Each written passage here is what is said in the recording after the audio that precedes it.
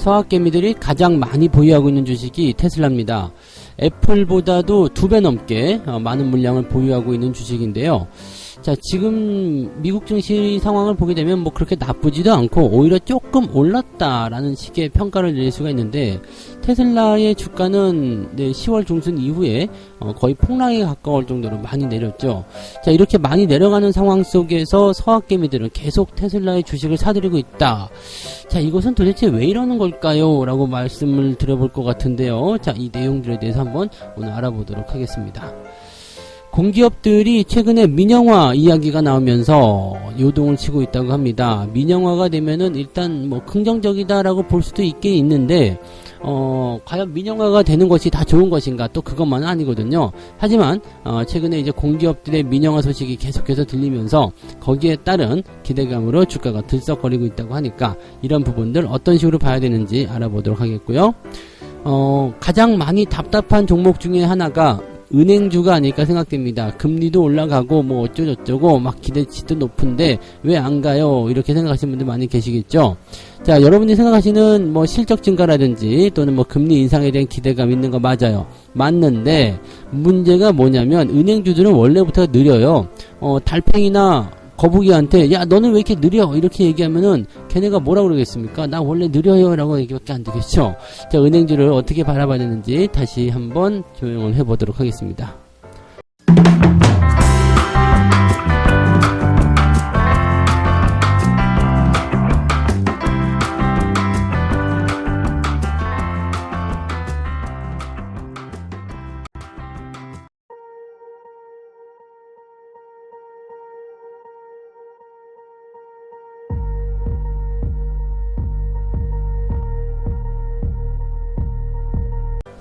네, 반갑습니다. 오늘은 11월 25일 금요일입니다. 어제 밤 늦게까지 축구 시청하신 분들 많이 계셨겠을 텐데, 생각보다, 경기력이 좋았던 것 같기도 하고요. 우루과이와 0대0으로 비겨서 조금은 아쉽긴 합니다만, 뭐 잘했던 것 같아요. 그래서, 좀 만족스럽게 좀 잘 주무시지 않았을까 싶긴 한데, 자, 어쨌든, 자, 응원들 열심히 하셨으면 오늘은 이제 우리 주식들을 또 응원하면서 가시면 좋을 것 같아요.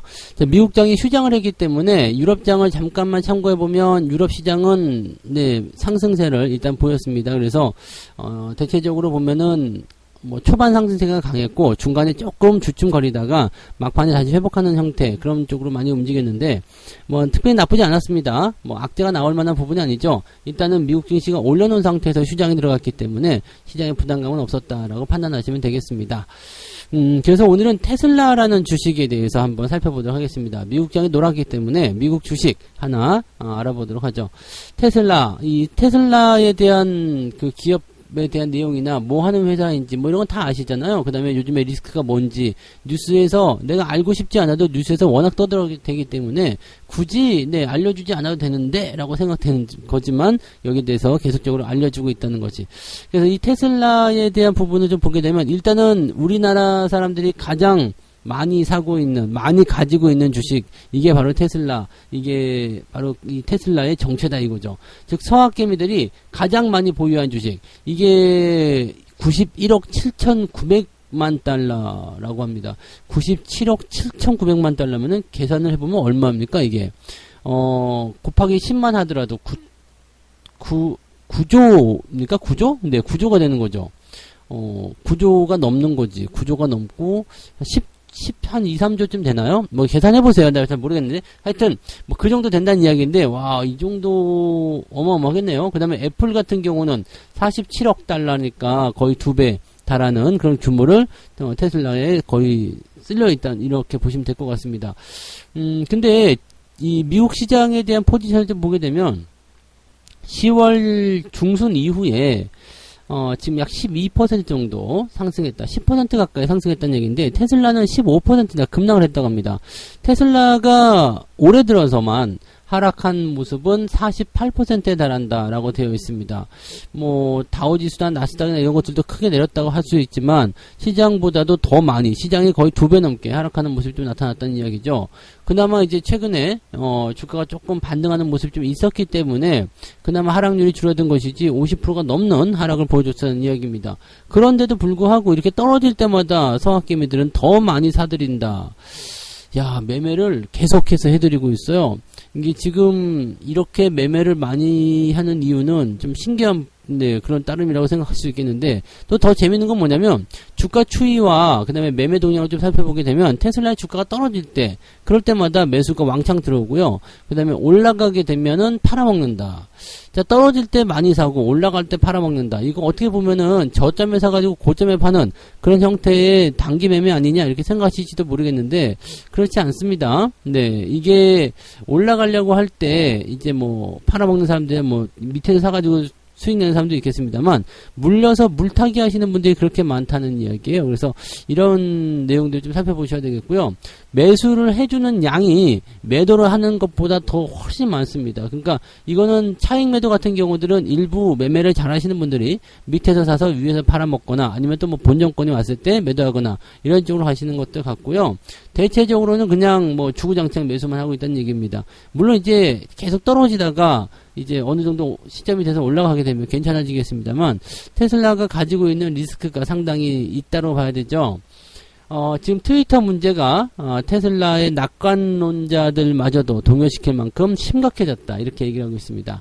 지금 현재 테슬라의 펄을 좀 살펴보게 되면 주가가 180달러대가 나왔을 때는 37.3배 정도 나온다라고 되어 있습니다.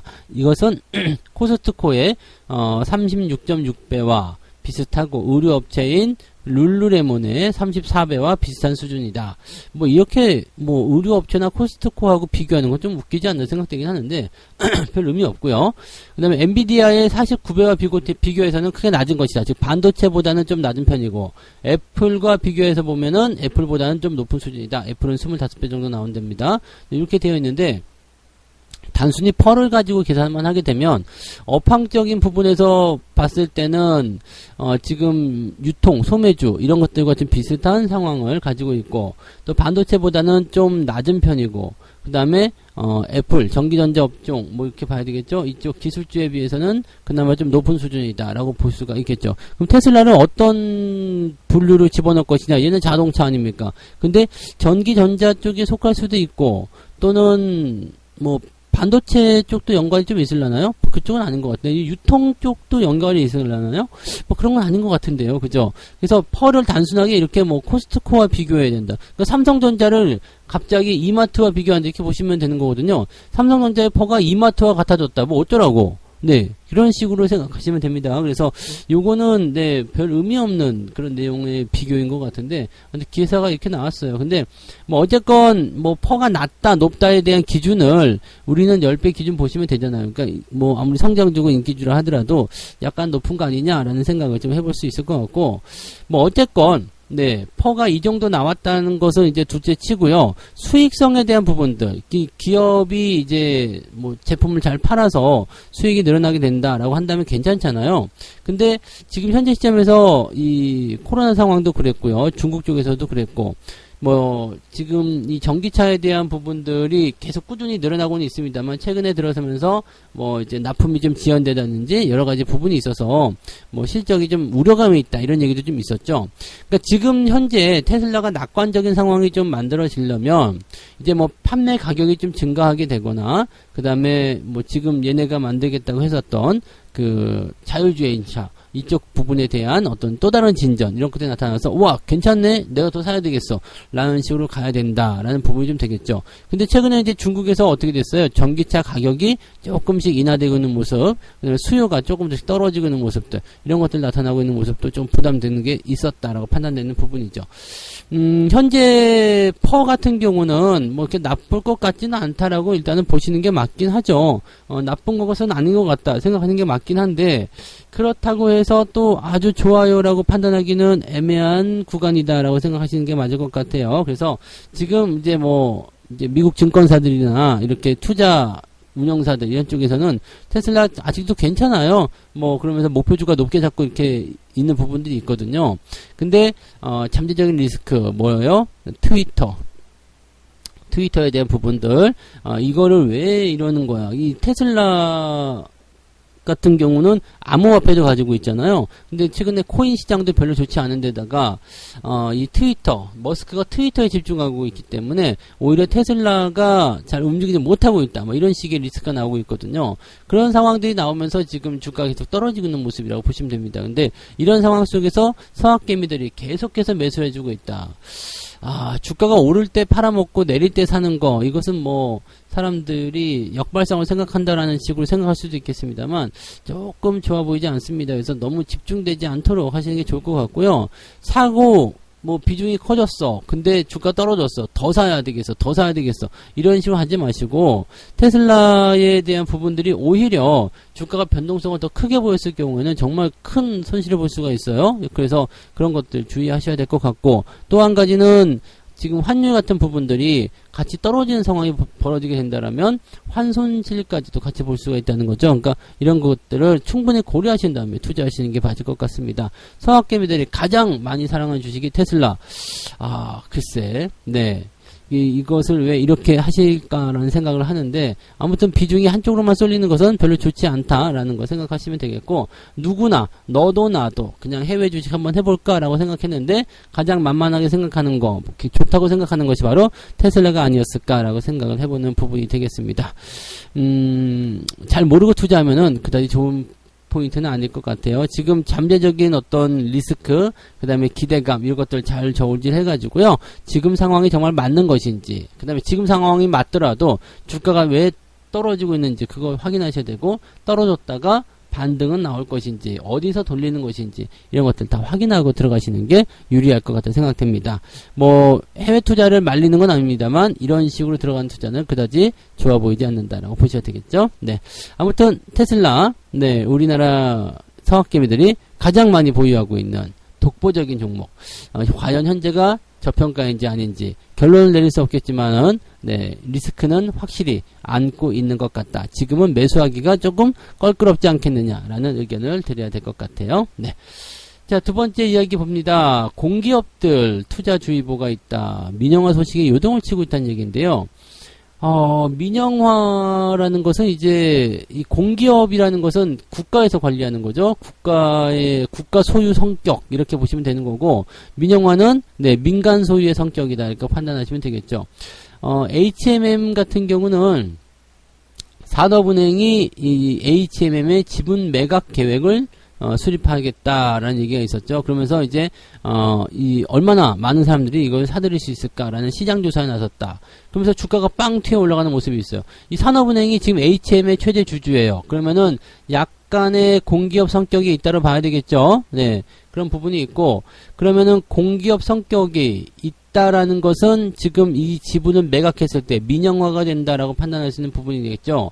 HMM을 사실은 뭐 공기업이다라고 생각하시는 분들 많지 않겠습니다만, 최대 주주가 일단은 산업은행이 있다는 것은 공기업 성격이 있다고 보시면 돼요. 그래서 요것을 민영화 시킨다. 자, 민영화를 시킨다라는 것은 이제 민간에게 팔아먹겠다는 얘기가 되는 거죠. 그러면 민간은 조금 더 전문적인 경영이라든지 그런 것들을 세울 수 있기 때문에, 뭐 팔아먹는 입장에서, 국가 입장에서는 네, 뭐 운영이라든지 이런 것에 신경 쓰지 않아도 되기 때문에 비용 지출이 더 이상 없을 수도 있고요. 그 다음에 또 전문 경영인이 들어올 수 있기 때문에 거기에 대한 기대감도 있을 수 있고요. 뭐 여러 가지 부분들이 긍정적으로 좀 판단될 수 있는 내용이 좀 있습니다. 그 다음에 한국항공우주를 한화가 인수한다는 예전에 그 이야기가 있었죠. 뭐 지금은 뭐 그런 거 없다. 네, 그냥 사실무근이다라고 얘기가 되어 있지만은 일단 이런 얘기가 나오게 되면은 긍정적인 부분이 좀 됩니다. 한국항공우주는 지금 최대 주주가 한국수출입은행입니다. 그래서 이것도 공기업의 성격이 있었던 바로 그런 기업들이죠. 이렇게 민영화가 되게 되면은 어떤 게 좋아요? 네, 기업의 경쟁력을 높이게 됩니다. 왜냐하면 뭐 정부 차원에서 한다 그러면 철밥통 같은 거잖아요. 그러니까 한국전력 같은 경우 이제 대부분일 텐데 대표적이죠. 그래서 이 한국전력 같은 경우는 적자가 나도 국민들 세금으로 메꿔줄 수 있는 거고요. 뭐 그냥 이제 편안하게 가는 거예요. 그런데 민영화가 딱 되는 순간부터는 어떻게 될까요? 민영화가 되는 순간부터는 분위기가 달라진다는 이야기입니다. 일단은 뭐 제품 가격 같은 경우는 인상이 되는 상황으로 갈 수도 있게 하겠습니다만은 그래도 뭔가 더 잘해보자. 네, 이걸 통해서 수익을 더 많이 내야 되겠다. 이런 쪽으로 많이 갈 가능성이 높잖아요. 그러니까 이렇게 된다라면은 네, 아무래도 기업의 어떤 성과가 더 높아지게 되고요. 그 다음에 수익성, 뭐 기타 등등이 다 좋아질 수가 있겠죠. 물론 뭐 민영화가 된다고 해서 다 좋아지는 건 아닐 수 있죠. 하지만 그런 기대감을 통해서 간다는 얘기고, 주식이라는 게 또 기대감을 통해서 주가가 상승세를 만들어내기 때문에 그런 식으로 볼 수가 있겠죠. 자, 아무튼 뭐 민영화에 대한 그런 기대감이 공기업 쪽에서 솔솔 불어닥치고 있다라는 거, 이렇게 된다면은 뭐 기업들 입장에서는 좋을 수 있어요. 뭐 더 커질 수 있고, 뭐 M&A 재료이기 때문에 어떻게 보면 또 팔려간다는 느낌이잖아요. 팔려가는 기업들 같은 경우는 M&A 재료에서 항상 주가가 올라가는 그런 쪽에 서 있다라고 보시면 되기 때문에 뭐 호재다라고 일단은 기본적으로 생각하시면 되는데, 무조건 이걸 갖다 붙이기는 좀 애매하다라는 부분이고요. 어느 정도의 어떤 성격의 어떤 상황으로 진행되는지 그런 것들도 우리가 보긴 해야 될 겁니다. 다만 민영화 이슈가 나왔다는 것은 일단 그 기업들에게는 좋은 재료가 될 수밖에 없다, 이렇게 판단하시면 되겠습니다. 그래서 주가가 일단은 상승세를 보이는 것은 당연한 거고요. 대신에 이러한 민영화 이슈가 정말 사실에 근거한 것인지 아니면 그냥 썰로 나온 것인지, 근데 아니 땐 굴뚝에 연기 나는 적은 별로 없었는데, 네, 아무튼 그래도 뭐 그런 것들은 철저하게 잘 구분해서 대응을 하시면 좋겠습니다. 그래서 확실해지게 되면, 보통 근데 확실해지기 전에 주가가 이미 올라버리고 확실한 다음에 뉴스가 나와버리면 매수 타이밍이 늦어지는 경우가 좀 있긴 있는데, 이런 부분들은 꼭 참고해 보셔서 대응하시면 되겠습니다. 뭐든지 확실한 건 없습니다만 민영화라는 것은 일단 호재에 가까운 재료다, 거의 호재다 라고 보시면 되겠고, 공기업의 민영화는 네, 뭐 그 지지부진하거나 아니면 재미없었던 공기업의 주가를 크게 끌어올리는 역할도 해준다라고 봐주시면 되겠습니다. 일단은 기본적으로는 좋은 소식이다라고만 알고 계시면 될 것 같아요. 네, 자, 세 번째 이야기 넘어갈게요. 기준금리가 3배나 뛰었는데 요지부동인 이 은행주들 도대체 왜 이러는 걸까요? 이렇게 얘기가 나오는데, 글쎄요, 뭐 그렇게까지 뭐 부담되나, 그렇게까지 안 좋은가 싶기도 한데, 지금 은행주들 같은 경우는 기준금리가 많이 올라오면서 실제로 대출금리, 대출 수익이 늘어나는 거죠. 대출금리도 늘어나고 예금금리도 늘어나지만 그 차이 자체가 많이 커져 있기 때문에 뭐 너무 나쁘지 않은데요 라고 볼 수가 있는 부분이 될 것 같긴 합니다. 어쨌든 뭐 KB국민은행, 그 다음에 신한, 하나, 우리은행, 이 4대 금융지주 쪽에서는 지금 단기순이익이 크게 늘어났어요. 어마어마하게 늘어나서 역대 최대치를 기록했고요.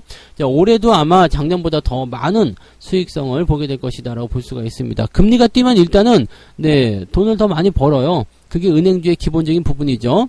자, 그렇지만은 이렇게 분위기가 만들어지게 되면 약간은 좀 부담이 되는 것도 있습니다. 뭐가 되냐면 대출을 갚지 못하는 사람들이 생기게 될 수가 있죠. 왜냐면 부담감이 커져가지고 얼마 전까지 100만원 정도는 갚을 수 있었는데 갑자기 150만원 내라 그러면 연체가 되거나 못 갚겠어, 그냥 배째라 이렇게 나가는 그런 사람이 생길 수도 있거든요. 그러니까 약간의 어떤 부실, 우려감이 좀 커질 수 있다는 것도 조금 생각해 볼 필요가 있겠고요. 최근에 뭐 레고랜드 관련해서 뭐 부동산 이쪽 리스크도 좀 커졌다라는 것도 약간의 뭐 부담감이 좀 될 수도 있겠죠. 근데 뭐 이런 리스크들은 대부분 안고 갈 수 있는 부분이죠. 수익성은 늘어나는 만큼 그런 리스크가 같이 커질 수밖에 없다는 것은 어떻게 보면 당연한 이야기다라고 판단을 해볼 수 있는 부분이 될 것 같습니다. 자, 하지만 네, 이런 상황 속에서도 역시 돈을 벌어들이는 거, 돈 장사가 돈을 못 번다는 것은 말이 안 되는 것 같아요. 좋을 때나 나쁠 때나 돈을 계속 버는 거니까요. 그래서 증권가에서는 내년도 경기 침체가 우려됨에도 불구하고 은행들은 실적이 선방할 것이다. 자, 뭐 다른 건 다 둘째치고요. 이것만 보자고요. 금리 인상 기조가 언제까지 지속될 것이냐. 그 다음에 금리 인상이 멈추더라도 그러한 수준의 고금리 수준은 언제까지 이어질 것이냐. 이것만 생각하시면 됩니다. 근데 최소한 일단은 내년도에는 금리 인하에 대한 논의는 없을 것이다 생각됩니다. 왜냐면 내년 상반기에도 금리 인상은 꾸준히 이어질 거거든요. 최소한 동결 아니면 소폭 인상이 계속 이어지지 않겠는가 생각됩니다.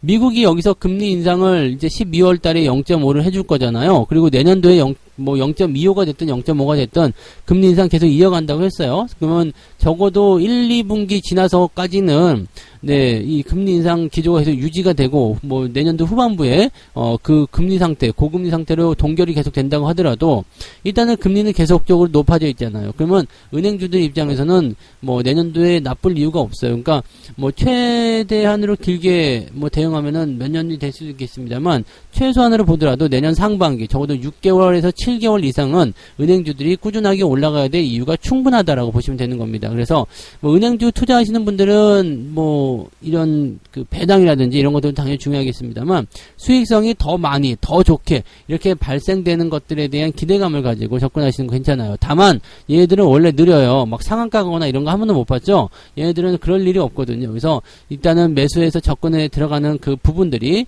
기본적으로 길게 들어가야 된다. 그 방금 전에 말씀드렸지만 아무리 짧게 단타를 치고 싶다고 하더라도 한 몇 개월 정도, 네, 뭐 3, 4개월짜리 단타, 뭐 추세를 길게 보시는 분들은 충분히 가는 뭐 인정할 수 있는 이야기가 될 수 있겠습니다만 일반인들은 3, 4개월짜리 단타 그러면 말이 안 되잖아요. 근데 은행주들은 그런 게 가능하죠. 그러니까 은행주들에 대한 부분들은요. 너무 조급하게 생각하지 마시고 멀리 내다보세요. 차분하게 생각하시고 네, 당장 뭔가 만들어내야 되겠다 이런 것보다도 그냥 이거는 투자의 개념처럼 그냥 잊어먹고 살아야 되겠다 이런 식으로 보시면 됩니다. 그래서 길게 대응하시고 좋아지고 있는 상황이 계속 연출될 테니까 뭐 매매 포지션이 좋아질 때 조금씩 매수해서 비중을 늘려가거나 이런 식으로 대응하시면 괜찮을 거예요. 중간에 그냥 네 뭐 지겹다고 팔아먹거나 그러지 마시고요.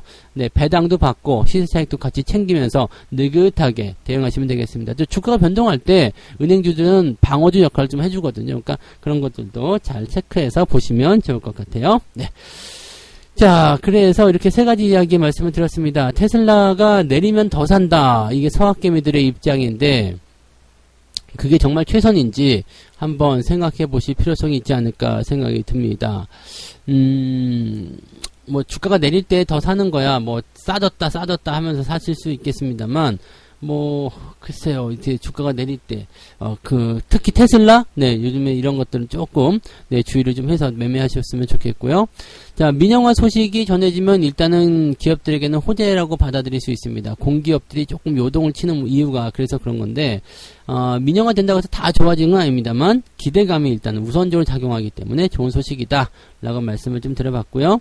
자, 은행주들은 언제쯤 반등할까? 지금도 하고 있을 거예요. 조금씩 올라가고 있을 거고 충분히 네, 시간적인 여유를 줘야지만이 얘네들은 네, 그 모습을 드러낸다라고 생각하시면 되겠습니다. 이것만 잘 기억해 주시면 되겠어요. 네. 자, 오케이. 책 한 곡 읽고 마무리하도록 하겠습니다. 만일 당신이 저포 종목에 투자하려 한다면 저가로 거래되는 종목 중에서 실제로 성장 가능성이 낮은 종목과 단순히 저평가된 종목을 구분할 수 있어야 된다. 그러나 이 차이를 구분하기란 말처럼 쉽지가 않다. 그러니까 쉽게 얘기하면 개떡 같아가지고 떨어진 주식하고 그냥 저평가가 된 주식, 뭐 외부 변수나 이런 것들을 통해서 저평가가 된 주식 이런 것들 찾아야 되는데 여기서 힌트가 있잖아요. 여러분들 저평가된 주식을 찾는 것은 그냥 억울한 주식 찾으시면 됩니다. 뭐 다 괜찮아. 회사가 다 괜찮은데 그냥 뭐 시장이 떨어졌다거나 아니면은 뭐 돌발적인 어떤 악재를 통해서 주가 갑자기 떨어졌다. 이런 것들이 저평가입니다. 그래서 그런 것들 위주로 매매를 하시면 되겠죠. 그런 것들 찾기가 어렵다고요? 뉴스를 잘 들어보시면 좋죠. 시황 방송 잘 들어보시면 그런 것들이 가끔씩 나오잖아요. 그래서 그런 것들 위주로 대응하시면 계좌가 편해지실 겁니다. 자, 오늘 주말장이라 약간 변수는 있을 수 있겠습니다만 특별히 나쁘진 않을 것 같아요. 네, 일단 좋은 분위기 가지고 끌고 들어왔으니까 오늘도 네, 변수에만 약간 주의하시면서 대응하시면 특별하게 부담 없이 잘 마무리될 것 같습니다. 오늘도 화이팅 하시고요. 저는 장중시장에서 다시 오겠습니다. 고맙습니다.